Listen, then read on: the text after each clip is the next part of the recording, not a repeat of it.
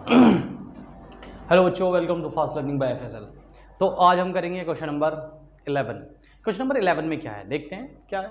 Question number 11 क्या है? A TV tower stand vertically on a bank of canal from a point on the other bank directly. Means क्या हुआ यहाँ पर, ये समझो ये कैनल है हमारे पास में, क्या है ये हमारे पास में कैनल, ठीक है बच्चों इतना। अब हमारे पास में ये एक टीवी टावर है, बनाया ना, अच्छा बनाया ना, बिल्कुल वेरी गुड, बढ़िया है ना।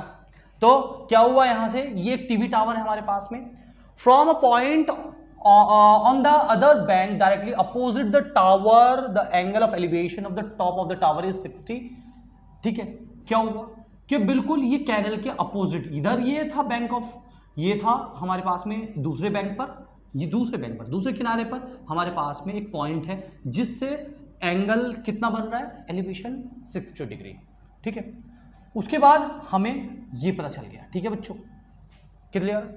From another point 20 metre away from the this point, इसी पॉइंट से 20 मीटर की डिस्टेंस पर, कितने मीटर, 20 मीटर की जो डिस्टेंस है उससे आगे एक और पॉइंट है, from the point on the line this join this point two the foot of the tower the angle of elevation of the top of the tower is 30 degree. और यहां से एंगल ऑफ टावर कितना है, 30 degree है। Means clear है। Find the height of the tower and width of the canal. Means हमें height find करनी है टावर की, मीन्स ये हाइट फाइंड करनी है और ये width of the canal find करनी है बच्चों।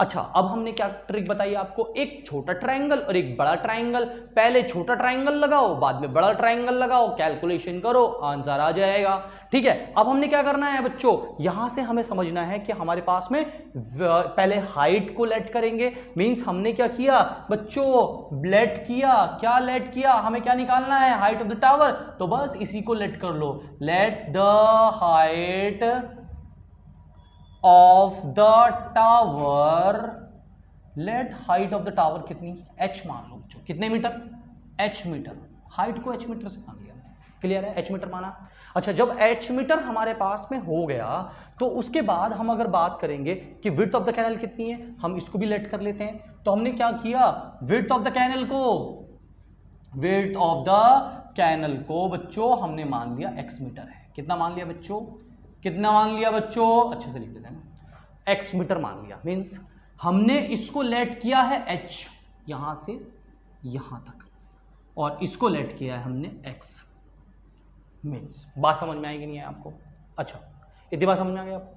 तो उसके बाद हमने क्या देखा, हमारे पास में तो दो ट्राइंगल है, दोनों ट्राइंगल को अलग अलग कलर में डिवाइड कर देते हैं। जैसे ये हमारे पास में छोटे वाले को ब्लैक में कर देते हैं और बड़े वाले को रेड में कन्वर्ट कर देते हैं।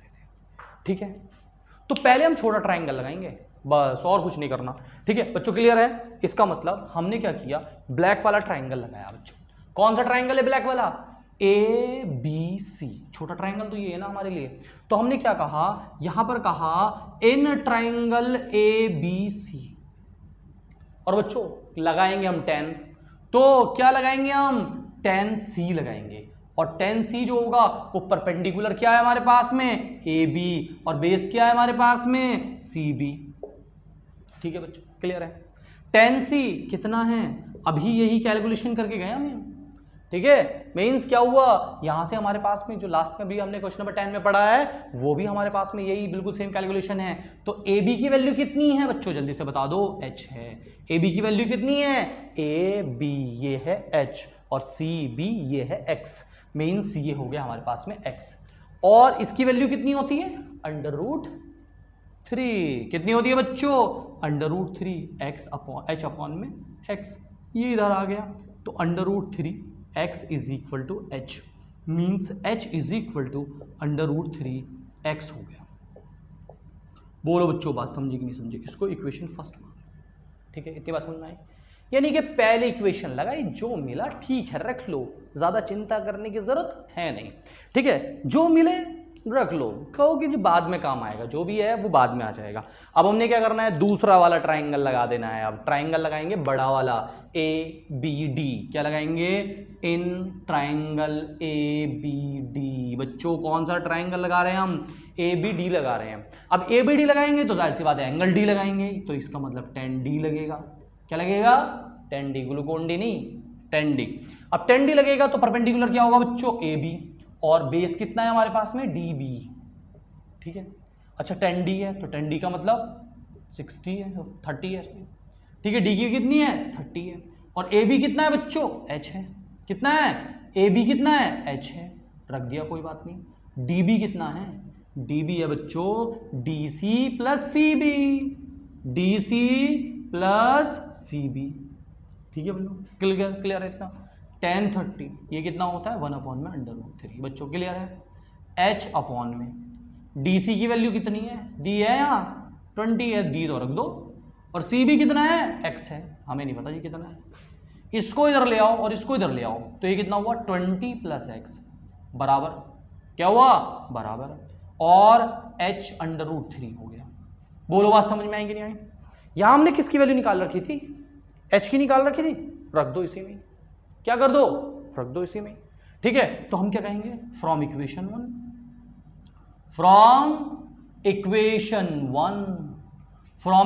1 मीन्स 20 प्लस x की वैल्यू नहीं है हमारे पास में, h की वैल्यू रख दो, ये √3x और इंटू √3। बच्चों क्लियर है, 20 प्लस x और ये हो जाएगा √3x। बोलो बच्चों, यही सेम कैलकुलेशन थी लास्ट क्वेश्चन में भी। अब ये x उधर पहुंच जाएगा तो 20 इज इक्वल टू 3x, कितना है 3x, अब जब ये x इधर गया तो माइनस का x हो गया। बात समझेंगे हमने, तो इसका मतलब 20 इज इक्वल टू यहाँ से 2x बचे और 2 इसके अपॉन में आ गया तो कितना हुआ, 2 10 20, तो इसका मतलब x की वैल्यू 10 मीटर आई बच्चों।